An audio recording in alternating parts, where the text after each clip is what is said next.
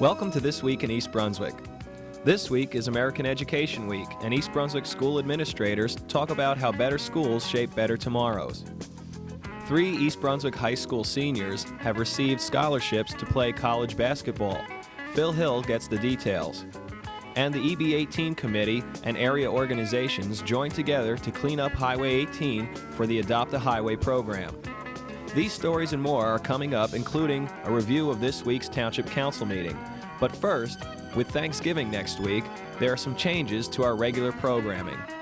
The week begins as usual with Lenore Kulik and Look Great, Feel Great on Monday at 10 a.m. At 10:30, Lucretia Lipper focuses Stories from the Library on stories about color. Tuesday night, Joan Farrell applauds business renovations on Route 18. That's on EB18 at 7 o'clock.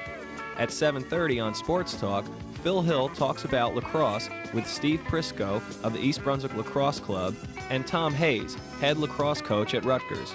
Wednesday night, travel to New Brunswick for a behind-the-scenes look at the Frog and the Peach restaurant. Dolly Vasta speaks with the manager and also the award-winning chef Stan Novak. She'll also visit the head cake decorator, Louise Conover, at Mendoker's Bakery in Jamesburg. That's at 7:30, and at 8 o'clock, the arts focuses on George Street Playhouse. The library will be closed, and there will be no cable cast on Thursday because of the Thanksgiving holiday. See the community bulletin board for additional programming information and announcements of local events.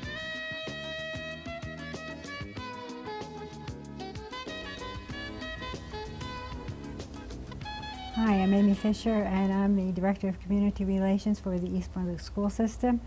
American Education Week is being observed throughout the country from November 14th through November the 20th, and today I'm in the Channel 8 studio to talk about the week with Dr. John Kopko, our Superintendent of Schools, and Mrs. Kathy Schwartz, the President of the East Brunswick Education Association, and Mr. Charles King, who is the President of the East Brunswick Principals and Supervisors Association. So I'm very glad everyone is here to talk about American Education Week again. Dr. Kopko, as you know, the theme for the week this year is Better Schools Shape Better Tomorrows. And how does that theme pertain specifically to our school district? Well, Amy, I think it's, number one, a great theme because what it does for us is really allow us to recognize the many achievements and accomplishments that our students have, and even beyond that, the wonderful work that's completed on behalf of the students by the teachers, by our support staff, and also the administrators here in East Brunswick. It's also directly related to the mission of the schools. Our mission is to prepare well-rounded, well-educated citizens for the future. And if we accomplish our mission, certainly the quality of life for all of us is going to be improved. Another thing that when I think of the theme, I really have to think of East Brunswick, because no matter how good we are, whenever we meet, whenever we gather together, we always talk about what can we do to make our schools even better so that our students are even more prepared to enter into society as productive young ladies and gentlemen. Okay. Mrs. Schwartz, could you tell us some of your thoughts about the theme and also about some of the activities that have been taking place in the district this week in observance of American Education Week? I think the theme this year is particularly appropriate. I agree with most of what John said. I feel that it gives us an opportunity to look at our school employees and to thank them for the work that they do, because what we're telling them with the theme is that you do make a contribution to society, and when you spend a lot of time and energy and effort in something, it's nice to know that that's appreciated. I like also in the theme the use of better school. I think it's important for us to focus on improving schools. Education by its very nature is intended to help us improve and become better, and I think that we need to always strive to make sure that our schools are the best that they can be. And finally, I like it because it includes everyone. I think, as John said, what we teach our students, what they learn, what they're able to do, can then be brought out into society, and then they can make contributions that have that positive effect on each and every one of us. And to me, when the theme of so few words can say that, it really is very, very appropriate. What we tried to do this year was, because we believe that the theme does include everyone, was to try to think of things that in fact would help everyone celebrate with us. So one of the things that we did was we have arranged for a display in each of our school libraries as well as the public library that announces that this is American Education Week and also announces the theme. The East Brunswick Town Council and the East Brunswick Board of Education also passed proclamations stating that this is American Education Week. And finally, so that most of the public who is able to watch Channel 8 can see our taped public service announcements. This year we have 6. 3 are done by school employees, a teacher, a secretary, and a principal. And we're certainly very excited about those, but we're even more excited about the 3 that were done by our high school students. 3 high school students wrote and then taped their announcements, and how that came about was an assignment was given to them in their English classes, and they were asked to respond in around 100 words to the idea of why education is important to me. And when they did respond, administrators, teachers, and support staff selected the 3 that they knew we could have taped and chose those students to come and do the taping. But it didn't stop there. They were also submitted to you, and you were able to select some additional ones for to be included in the spotlight, and people who haven't had a chance to should read those because they're really very telling about our American education and what we have to be proud of. Yeah, I wish I had space to print more because there were very many eloquent responses given to the question. Okay, Mr. King, what else has been happening this week? And also, you can sort of wind it up by telling us why you think it's important for us to observe American Education Week every year. Well, simply because I think that we have a tendency to take things for granted. And it's important for us, as Kathy and Dr. Kopko have said, to focus on what education is all about. And in terms of the theme, better schools make better tomorrow, I mean, I think that speaks for itself. It's absolutely true. And we need to pause every once in a while and reflect as to where we're going and how we're doing, and where are we going to go from here to make things better, in fact. And I think that's why the 3 of us have been so excited, and you've worked with us throughout this whole process of being able to focus in, and it extends beyond this week, but focus in on this week as a reflection of where we are and where we're going. Now, we were at your school this morning? Yes, we were there for a tree planting around 10 o'clock this morning. Several of us gathered, the support staff, the teachers, and Dr. Kopko, of course, was there, and to put a tree in the ground as a symbol of this week, because education, that's what education is, a growth process. And we may start off with a very small tree, and as we go through the years, that tree has a tendency to grow and to produce a better tomorrow for us all. So I think it's most appropriate. And each elementary school in Hammersholt and Churchill, as well as the high school, had such a ceremony this morning. And I think, again, it's that symbol of pausing and thinking about what we're doing. We get so busy with the everyday operations of where we're going, and we have to be in certain places at certain times that we sometimes forget what's really important. In addition to which, something we did last year as well, and it was received, I mean, I heard more favorable comments about our thank you notes than anything that we've done in several years. And each 12th, 9th, and 7th grade student received from their English teacher a card of about this size, and it merely said thank you and left enough space for those who wish to send a note to someone, a teacher who really made a difference in their life. And it wasn't restricted to teachers, support staff, everyone was included in that. It's amazing, even yours truly got a couple today. So that was, it is nice. It's always nice, and the teachers and the support staff that received them last year to a person, I think through Kathy and Dr. Kopko and myself, said, what a great idea that was. Well, something we'll definitely continue. Well, thank you very much for being here, and we'll look forward to being back again next year in American Education Week. Thank you. Hi, I'm Powell Sachs. I'm a teacher at East Brunswick High School, and I'm here for American Education Week. Public schools shape the future. Maybe it was a special class, a special teacher, or a special program. Whatever it was, almost every American can point to at least one school person who made the difference, who provided the drive, who helped build our skills, and who helped build the foundation for success. The public schools of yesterday shaped our success today. And today's public schools are working at shaping the future for a whole new generation of young Americans who'll take their places in education, in business, in industry, government, and politics.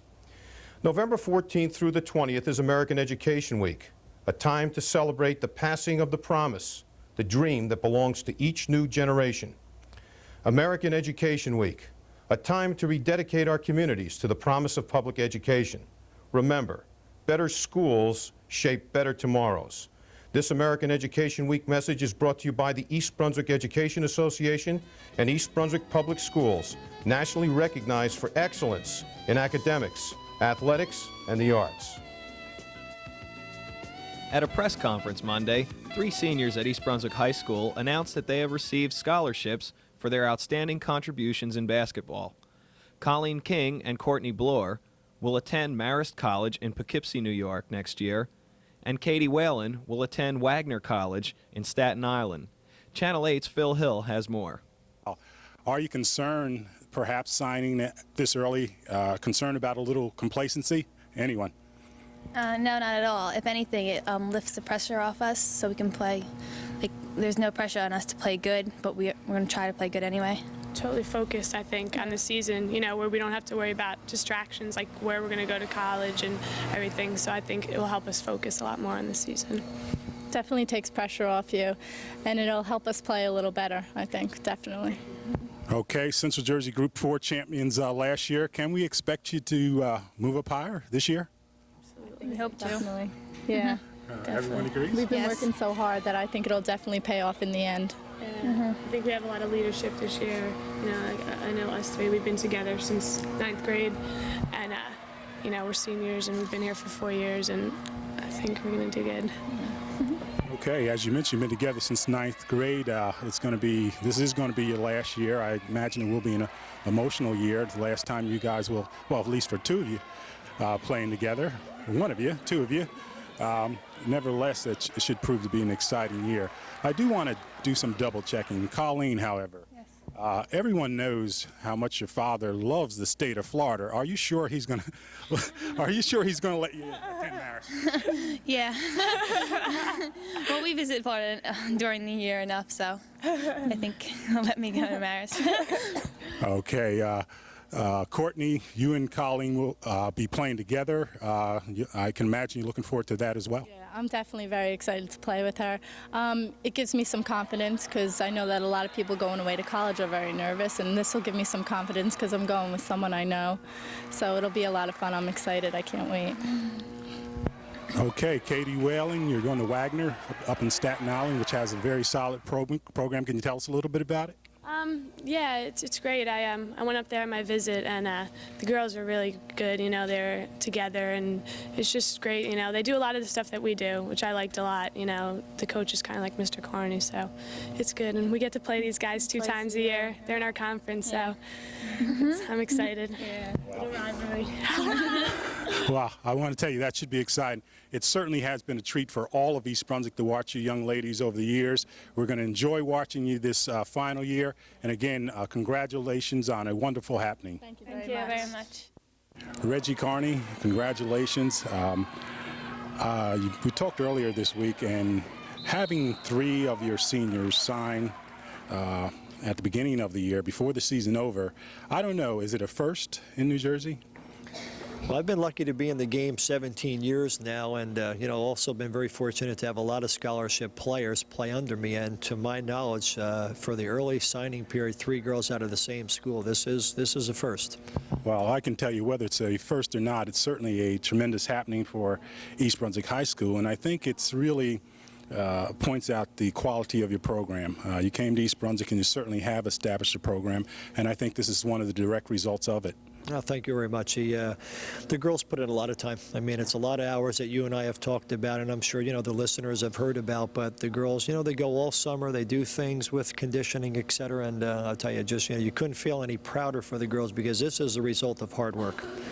Okay, I don't want, nothing can steal the happiness of this moment, but I got to ask you a basketball question.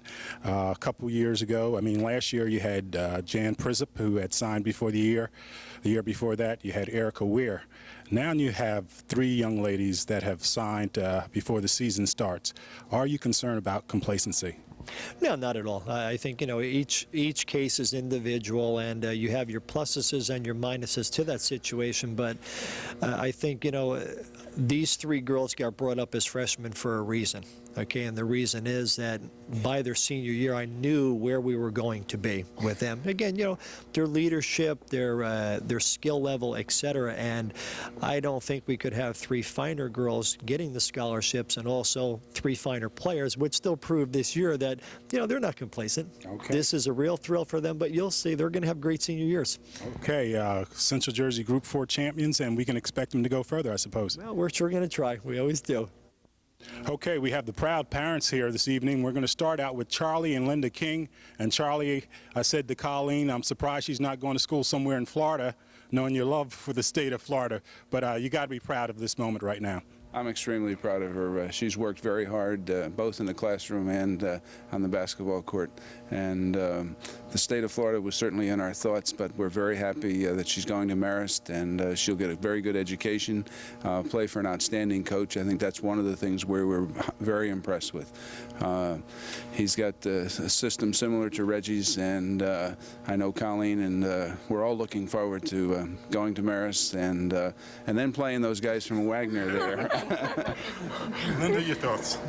We're very proud of our daughter, and of course Courtney and Katie, because they've worked hard, and we know that they will enjoy success in college as well. Okay, Eileen Whalen. Well, I'm very proud of Katie, of course, and I'm going to miss being with the parents too, because we've all gotten close over the years and just have enjoyed the, you know, being together and watching the girls. But we're really looking forward to supporting her at Wagner. Why not soccer? They didn't offer the money. Pretty easy, you know. She did get a couple letters from some schools for soccer, but no one came across with the money, and she, I think, deep down in her heart, basketball is her game, and she's worked very hard at it, and you know, we're real proud of her, and we're kind of glad it's at an end, and because it's been a long, no one ever sees behind the scenes what goes on. We've been doing this for over 2 years now, looking at schools and that and everything. It's been a long haul, and it's not only a relief for her, but it's a relief for the parents, and we're looking forward because we get to go now. Charlie and I, and we already placed a couple places we could go have something to eat. You know, I didn't say nothing else, you know. And we're looking forward to playing Katie against Katie at Marist. This Eileen is already trying to bribe me because this will be the first time that I'll be on the opposite side yelling, and you know. But we'll support Katie. We'll yell to her with our support because she's a great kid, and all 3 of them, I'm very proud of. I've been with them through the AAU program, and they deserve it. They're terrific. Okay, Janice, your thoughts? I'm proud of all 3 of them. They all work very hard. I'm happy for all of them. I think a lot of the pressure is off. I think they're really going to have an excellent season this high school year, senior year. They're probably going to go out as big winners this year, and I'm really anxious to watch them play, and I'm proud of all of them. Okay, all of East Brunswick is proud of you as well. Congratulations.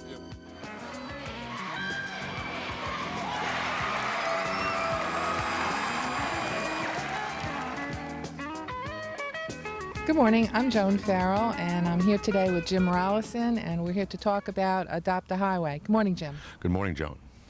Adopt a Highway, as you know, is a cleanup program for all of the New Jersey state highways, and EB 18 adopted all of Highway 18.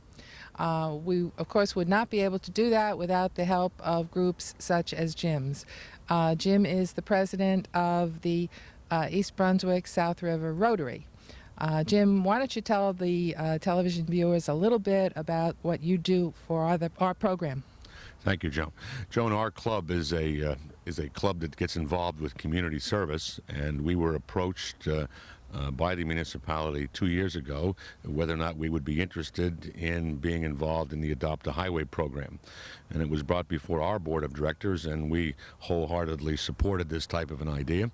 And for the last 2 years, both in the spring and in the fall, one just completed this past week, we have cleaned up and, if I can remember my Army days, policed up the area of Hillsdale Road and Route 18, which is near the Seville Diner. As I say, our club, being that type of an organization, is involved in a number of different types of service, world service, educational service, and one of them is community service. And so we were very happy to be involved. What we've done in the last 2 years is almost have it like a social event in the morning where we heard about that.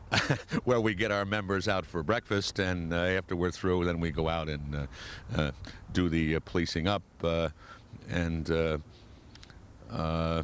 We've often kidded that we have some rather high-priced talent out there doing shoveling and picking up various items of debris that are unfortunately left upon the highway. But we've enjoyed it, and as I've gone up and down Route 18 after ours and other organizations have been involved in the other areas, I've been happy to see that it really is looking good, and so we're happy with it.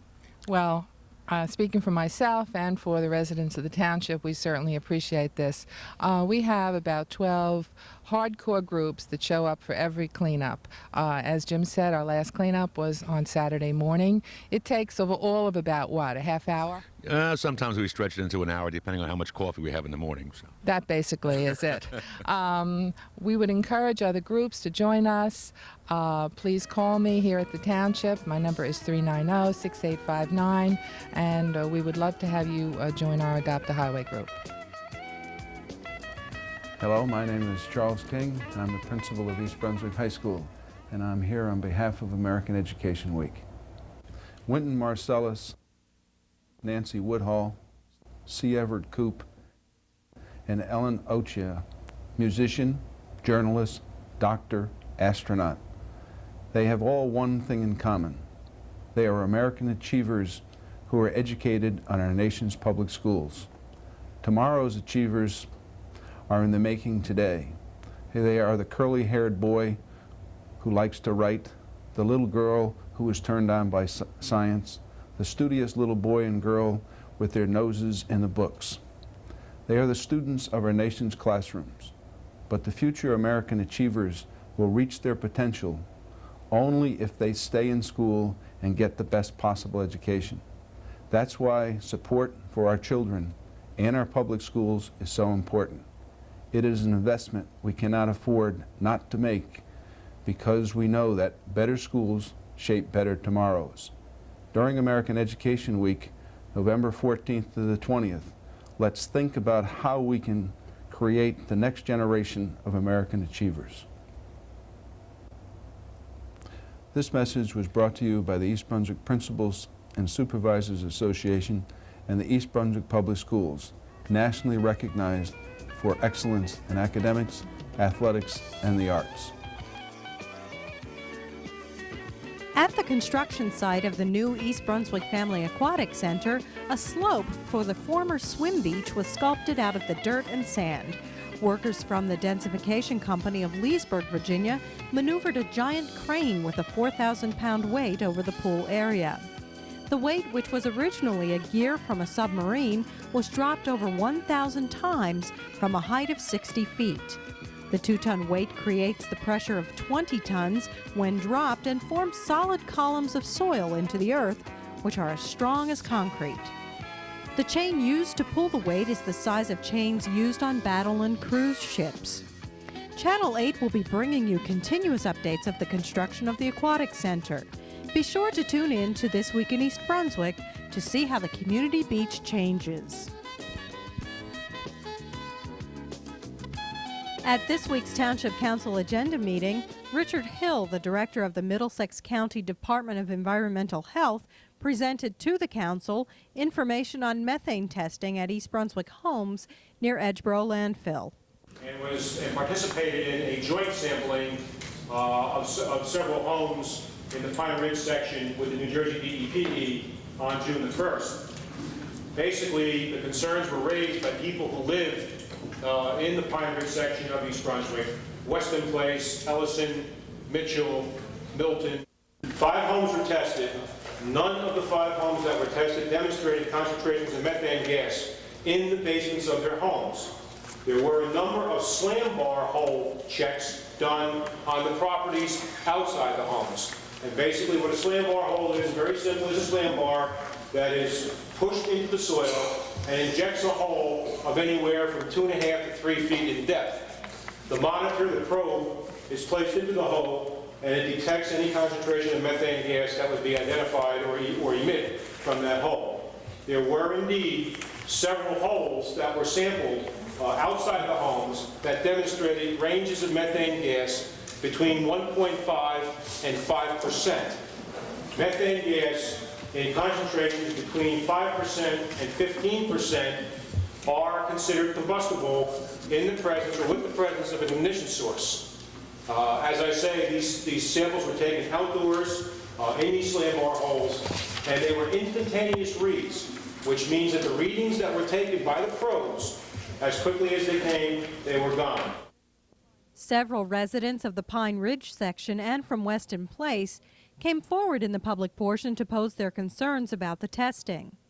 Residents felt that the county's test results were inaccurate and unacceptable.